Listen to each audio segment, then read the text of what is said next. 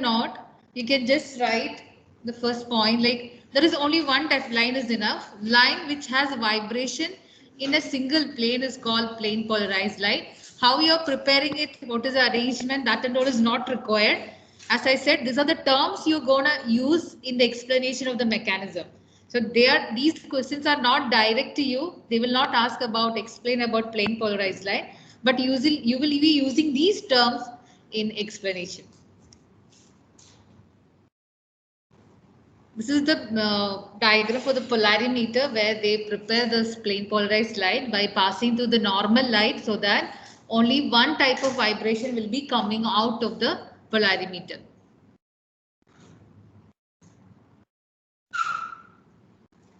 So only just write just one sentence.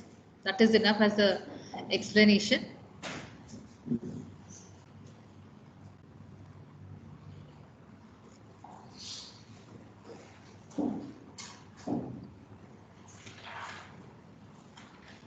So normally light has got vibration in two planes, horizontal, mutually perpendicular planes, vertical or horizontal. If you say they are mutually perpendicular, vibration of magnetic and electrical fields.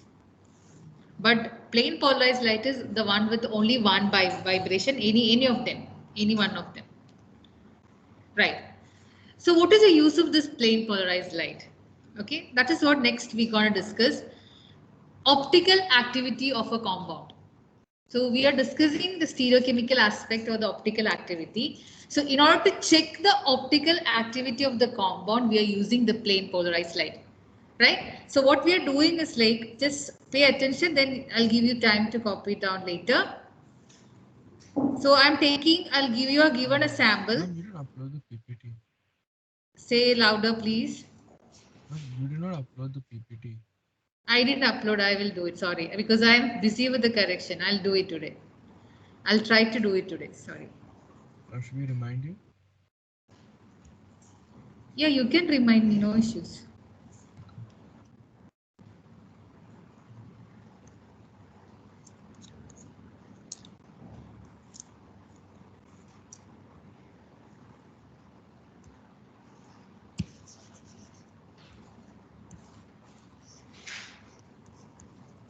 So if you take the sample mean any organic compound for which you have to check the optical activity. Optical activity mean normally light has a tendency to travel in a straight line, right? That is like wherever if you see light, it always travels in a straight line. So normally if you pass a light, that is your plane polarized light, through the sample,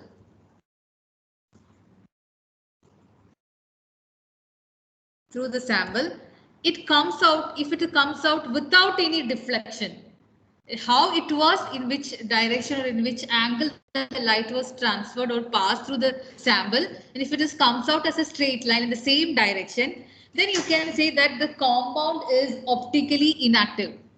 So such compounds are called optically inactive. Yes.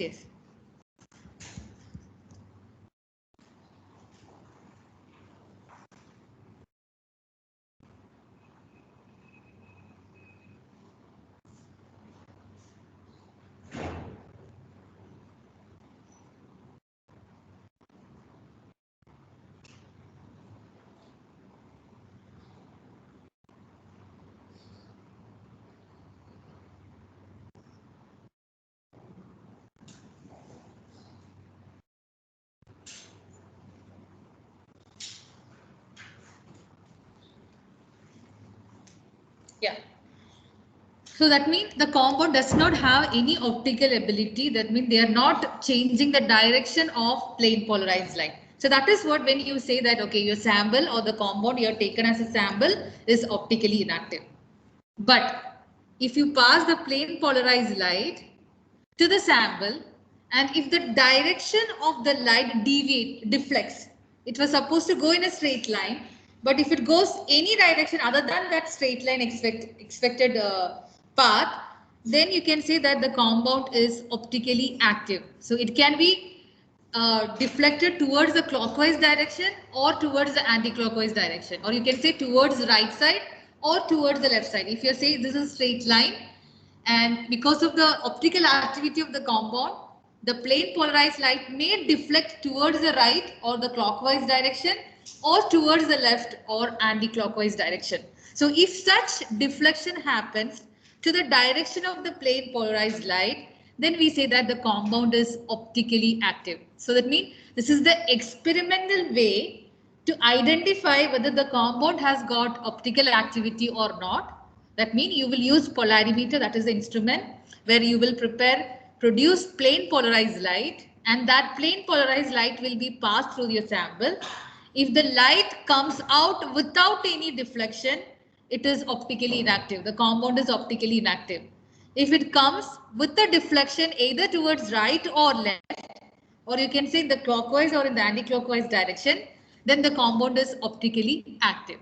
So this is the experimental method to check the optical activity of the compound. So now again, this optical activity can be of two different ways. Yes. If the light is not polarized at all, This kind of thing won't happen because the same light may split, right? okay, so it will That is what importance of using plane polarized light. okay, so it's splitting the spectrum basically. That means if you use a plane polarized light, that is only with one vibration, and if it is passed through the compound without any change, that means the compound is optically inactive. They don't have the ability to change the direction. If it is changed, it could be either towards right or left, then the compound is optically active. It causes deviation in the direction of the light. Okay. Now, again, this optical activity can be of two different types. As you can say, there are certain compounds or certain samples which will deflect towards the right side. Okay, if I'll mark this as right and this as left, or the other terminology is clockwise and anti-clockwise, right, or you can say it's clockwise and this is anti-clockwise.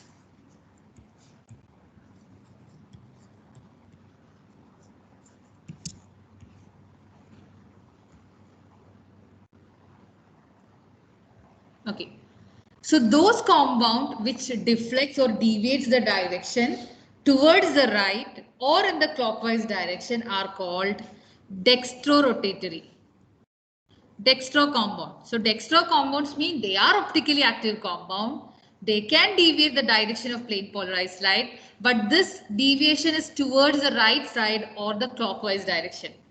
If it is happen in anti-clockwise direction or towards the left side of the normal margin, then we call it as levorotatory. They rotate towards the left. That is why levo and dextro.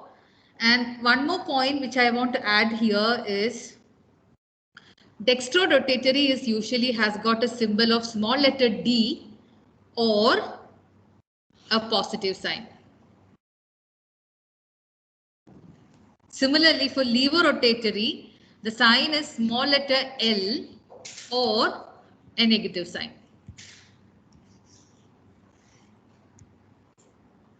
Can a same compound be both dextro and levo? You can have a same compound, say glucose. Glucose can be D-glucose and L-glucose. But D-glucose cannot act as a L1.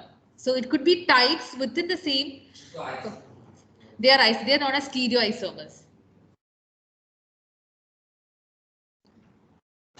That means such isomers will have same molecular formula, same arrangement, everything is same. You can't differentiate by looking at them.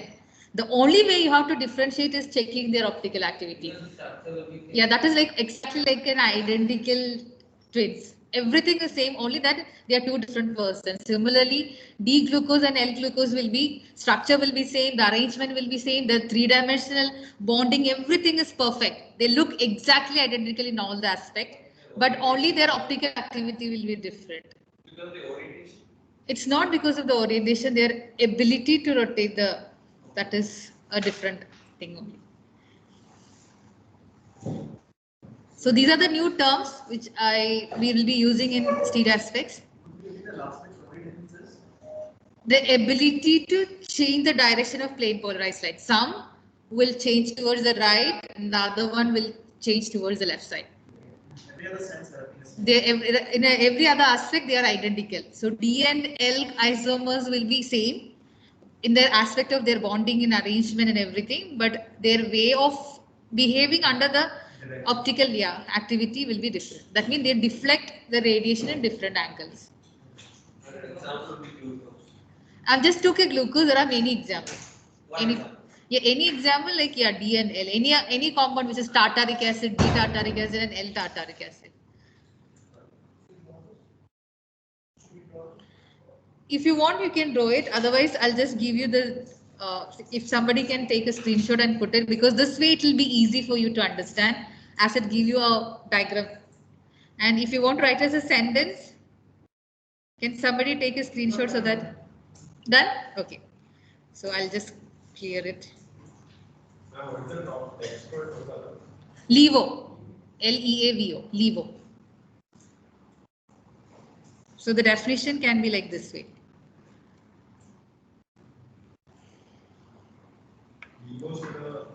Left or anti-clockwise. Dextro means right or clockwise.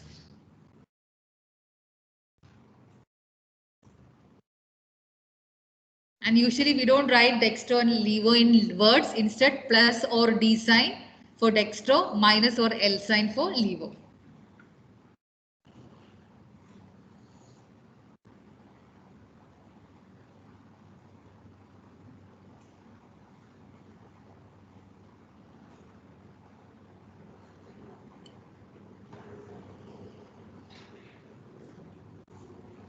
Now the question comes, it's not possible for every time to take the sample and do this test, right? Because in schools and all, we don't have it. So how we can check the optical activity of a compound in terms of their structure?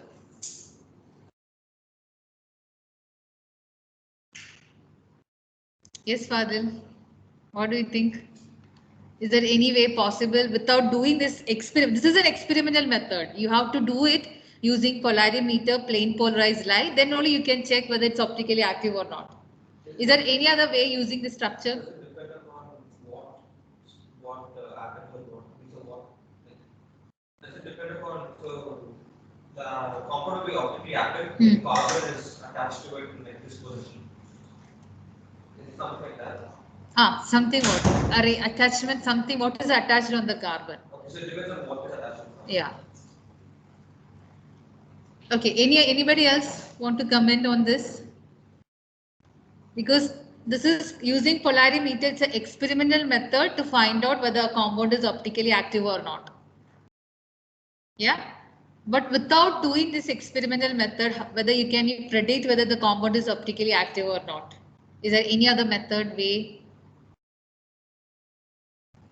This is just to find optical activity. This is not to find it with dextro. Experimentally, you can find it whether dextro and levo.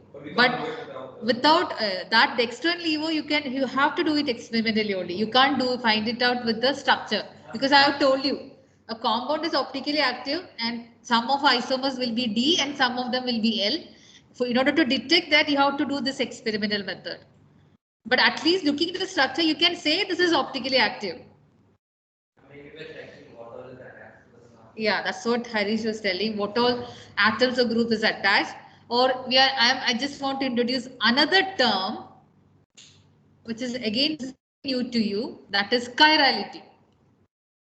Before that chirality explanation, just look into the screen.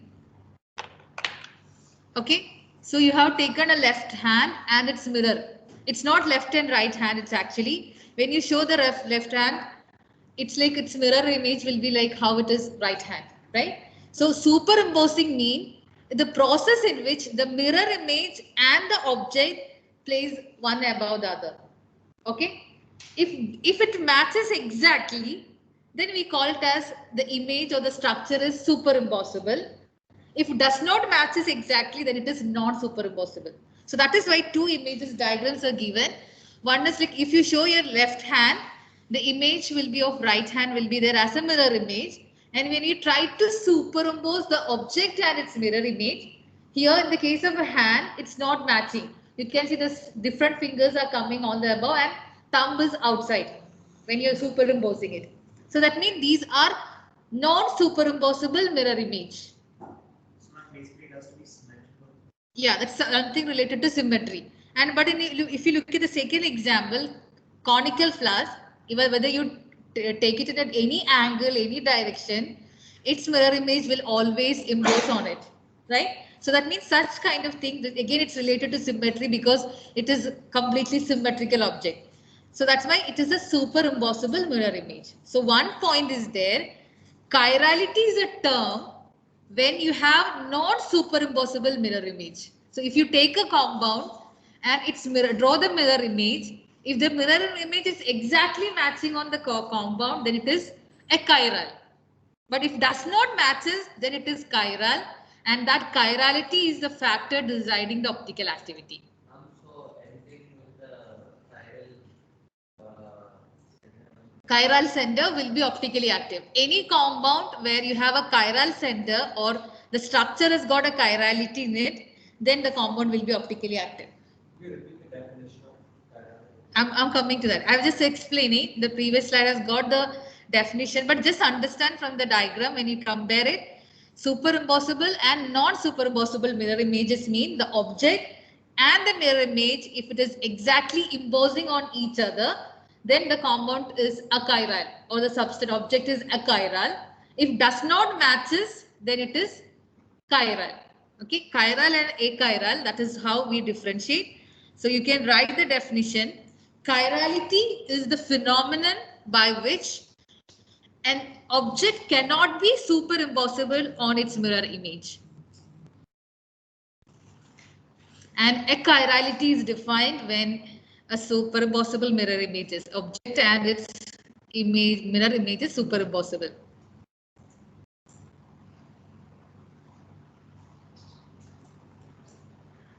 But again, the problem, you cannot take a single molecule of glucose and take it in front of a mirror, right? The glucose will be excited, yeah, I'm going to see myself in the mirror, right? Like how Neville used to be, yeah? Spending a lot of time in front of the mirror, right? Especially going out, yeah, yeah. Yeah. So glucose, tartaric acid, all these will be very excited to see themselves in the mirror for the first time. But the problem is that they are so small that they can't be shown in front of the mirror. So what you will do with the, I'm talking about the glucose, okay? Okay, so yes, Johan, after the class, right? So what you will do with the compounds then? Because this is possible, the chirality can be checked when its object is big enough to get a mirror image. But what you will do with the compound? Maybe we can check like the groups. Like for example, Don't we just invert it? like Yeah, just invert it. so like for example, it's a carbon, right? It will carbon compound will be separable only if all the groups are same, right? So if it's not same, then you can say it's not separable. Yeah. So example, I'll take an example X, Y.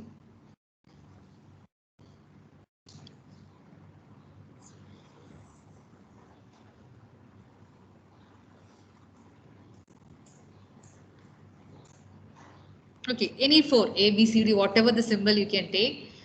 The chirality of an organic compound is checked around the carbon atom. Carbon should be the center. So when you want to check the chirality, if you have 10 carbon atom in a compound, the chirality should check around all the 10 carbon atoms. So how many carbon atoms are there? That much area you can check for the chirality. It's not like only one center for one compound. Could be multiple chiral centers possible. So in order to check the chirality, you need to check how many different attachments are there around the carbon atom. What are the groups attached to the carbon? So if you have 4 different groups attached to the carbon, then if you draw its mirror image, it will be like this, right? Because carbon is tetrahedral arrangement, and when you show the mirror, take the mirror image of the compound, if all the 4 valency of the carbon is different, then we know that obviously its mirror image will not be superimposing. That means chirality can be checked even without checking it experimentally. Is like looking into the groups or the atom attached to the carbon atom. If there are 4 different groups attached to the carbon atom, then we call this carbon as chiral carbon atom. Chiral carbon atom. So if your compound has minimum 1 chiral carbon atom, maybe it's a compound containing 10 or 15 carbon atom, but minimum 1 chiral carbon atom is present, then that compound is optically active. So example, glucose has 6 carbon atom or gluconic acid has got 3. Like that, if there are different number of carbon atom present in a compound, then minimum 1 carbon which is chiral, then the compound can be optically active. What if all of them are same? If all of them are same, then the mirror image will be exactly matching. What if it's like Like three are same and one is. what if it's like this? So the mirror image would be like. Just think about the tetrahedral arrangement. The problem of tetrahedral arrangement is that it is free to rotate. So even if you say 3 of them is same and only 1 is different, but still the alignment can be adjusted so that the mirror image and the object will superimpose. So the only condition where you can get a carbon to be chiral is attaching 4 different substituents, 4 different groups on the carbon atom. Even if it's 3 of them are different and 1 is same, but you know that tetrahedral is a symmetrical arrangement and it can rotate and it will make the things mirror image and the objects superimposable. So only condition So this is achiral. Is it necessary all four should be like single bond? Or just like double bond? If it is double bond, it's already 2. 2 bonds are made with same. So it can't be So it has to be a different. Single bond and all the 4 should be different things.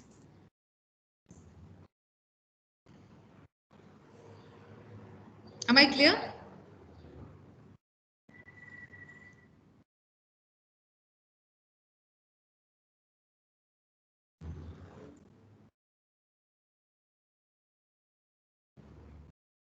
Yeah.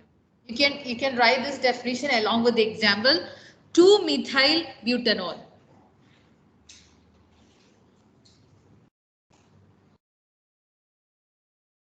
The first example is different one that is given.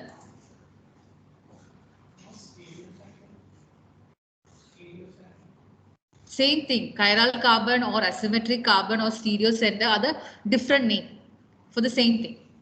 So does chiral carbon ensure that there will be a dextro and LIGO? Yeah. But you can't say that which one is dextro and which one is LIGO until you do the experiment. But so if anything has a chiral carbon, the compound has a chiral carbon, they will automatically have a dextro and LIGO. Yeah, that's what. Yeah. So if you draw 2-methyl butanol, how we will draw 2-methyl butanol? Sorry, yeah, already the diagram is here. Sorry. So you can see it is 1, 2, 3, 4. So here you can see if you draw it around the central carbon, this is CH3. This side it is CH2, CH3. And here you have hydrogen. And here it is OH. So there was 1, 2, 3, 4, 5. Now CH2OH. Not CH2OH. Yeah, sorry. There are 5 carbon atoms in the compound, but this was the only carbon which is asymmetric. Check all the other carbon. Check the carbon numbered 1. It's already CH2OH. 2 hydrogen already there means it is a chiral. Carbon 2 it's already this one. The other 2 CH3, CH2, CH3 mean already same atom is repeating. So it can't be chiral center. So only those carbon where the attachment is different. So then you maybe usually you get confused with CH3 and CH3, CH2. Even though both are carbon chain, there are different carbon chain. One is with 1 carbon, other one is CH2, CH3 means a 2 carbon chain. Yeah, but the C is trying to CH2 and CH2 on both sides, right? But this is CH2OH. That's a different entity, right? But the bond is trying to. But see, bond is corrected, but this is together is taken as 1. Like this 4. Yeah, because if you look into this carbon, you take the mirror image of this, it will come in the opposite direction, right? So it can't be not superimposing. What does C star mean here? Star is carbon where we usually chiral carbon is represented with the star sign, just to indicate that that carbon is chiral and the compound is optically active. Yes, ma'am. Okay, if I'll draw this part again to make it more clear. If you look, CH3, this CH3, CH2 can be, I'll write it as C2H5 so that I can draw it neatly. And here it is hydrogen. And here you have CH2OH. And when you take mirror image, this side it will be CH2OH. It will be C2H5. So one is D and one is L. But we can't detect by looking into structure which is D and L. That you have to do find out experimentally. So it's just like these are known as stereoisomers. Ma'am, will we do the experiment? Sorry? Will we do this experiment? No experiment, because for that polarimeter is very expensive. We can't have it in school and all. This is usually done as part of the research and all. When they identify a separated new compound from animal or plant origin, and they analyze the property of a compound, and in one of the studies this one, optical activity.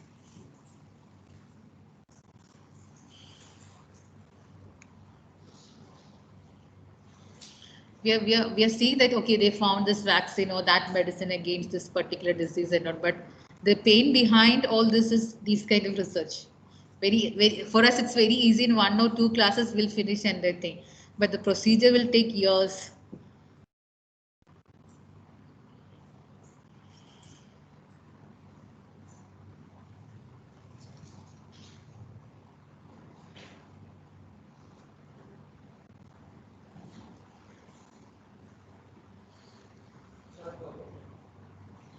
Can we have 4 different carbon chains? 4 different carbon chain also possible, but it should be 2 different branches. It can't be 2 CH3 simply like that. So example, if you have a compound where one side is CH3, other side is C2H5, here you have C3H7, here you have C4H9. Something like this. Yeah, that is still, it's a chiral carbon, because attachment is 4 different carbon chain. Even though they are carbon, but the chain's length, the number of carbon, everything is different. So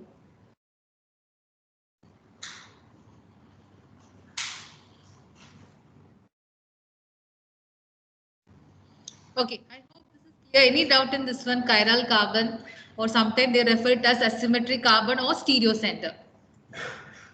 Clear, right?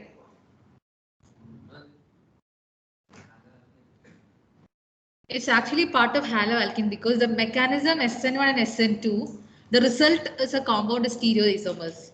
So if you don't know what are stereoisomers and enantiomers and their optical activity, the mechanism cannot be understood. That is why we are discussing all the important terms. Well, this is like common for every chapter, right? Yeah, it's common for every chapter. Where is it basic? Yeah, but basically the application is in this chapter. We apply. Yeah. Other chapters also. You can apply in any organic compound. Say example, glucose you're not even studying here, but glucose is an optically active compound. So it's like,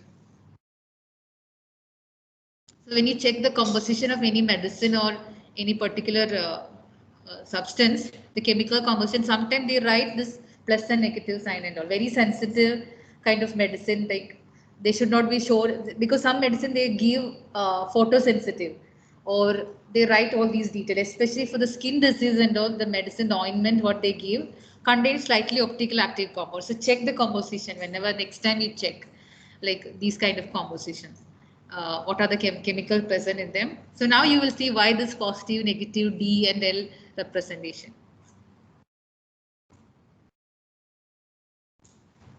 Enantiomers, that means D and L isomers are called enantiomers.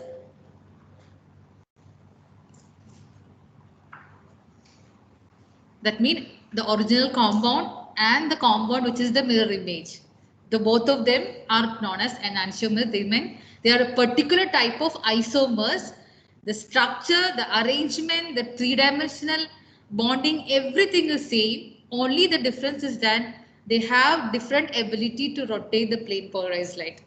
One will rotate towards the right and other will rotate towards the left. So example, in this example, if it's a D isomer is rotating in a 30-degree towards the right side, not Celsius. See, I have a habit of writing C everything. Okay, then the L isomer will be negative 30. The value will be same, only the direction is different. Will D and L be parallel? Like, will they be not superimposed? Yeah, that's what. They're not. Mirror image of D will be L. Yeah.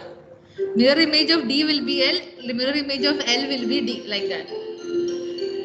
And one will rotate towards the right, other one will rotate towards the left, but that deflection, the angle will be same, 30. 30 degree towards right or 30 towards left.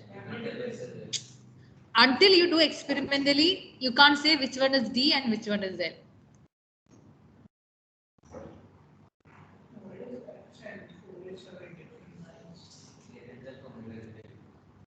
Yeah. That dotted line, I'll tell you, like this is based on whether it's looking towards you because it's a three-dimensional plane, I mean molecule. When you're writing a three-dimensional compound in a 2D plane, you don't know which is pointing towards you and pointing away from you, right? So this wedged arrows we use, this is known as wedged arrows. Like these kind of arrows we use. One will be shaded, complete, continuous wedged arrow. The other one is with lines. Okay, so one is the darker one is pointing towards you. If you take a plane, if you're looking a plane, if you draw a structure in the plane, one side it is pointing towards you, the other one is below the plane. One is above the plane, other one is below the plane. That is what's shown in the continuous and the dotted wedges. Yeah, behind the scene.